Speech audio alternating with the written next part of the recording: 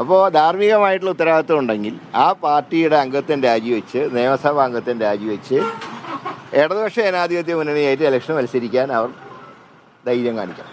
അപ്പോൾ ഈ രാജി അവർക്കും ഒരു സൂചനയാണ്, അവർ ചെയ്യേണ്ട കാര്യമാണ് ഇന്ന് അൻവർ ചെയ്തിട്ടുള്ളത്.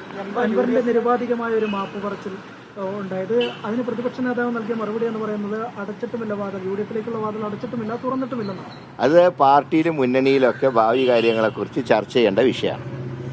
ഇപ്പോൾ അത് ഞങ്ങളുടെ അജണ്ടയിലില്ല. ഇപ്പോഴത്തെ അജണ്ട നിലമ്പൂരിൽ ബൈ ഇലക്ഷൻ നടക്കുകയാണെങ്കിൽ സ്ഥാനാർത്ഥി നിർണയം, സ്ഥാനാർത്ഥിയുടെ വിജയം, ഇതൊക്കെയാണ് ഞങ്ങളുടെ മുമ്പിലുള്ള പ്രധാന അജണ്ട എന്ന് പറയുന്നത്.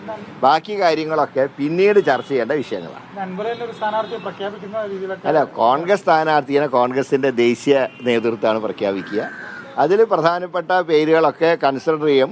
അതിനനുസരിച്ച് ഫൈനൽ അതോറിറ്റി ഹൈക്കമാൻഡാണ്. അത് ഹൈക്കമാൻഡ് തീരുമാനിക്കുന്ന സ്ഥാനാർത്ഥിയായിരിക്കും UDF-ന്റെ സ്ഥാനാർത്ഥി.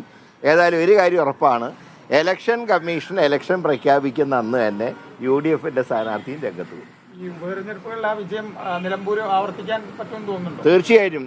ഇതുവരെ ഉണ്ടായിരുന്നൊരു പരാതി UDF-ന്റെ സിറ്റിംഗ് സീറ്റുകൾ മാത്രമേ ജയിച്ചിട്ടുള്ളൂ, LDF-ന്റെ സീറ്റ് ജയിച്ചിട്ടില്ല എന്നാണല്ലോ. ആ പരാതി നിലമ്പൂരിൽ ഞങ്ങൾ പരിഹരിക്കും.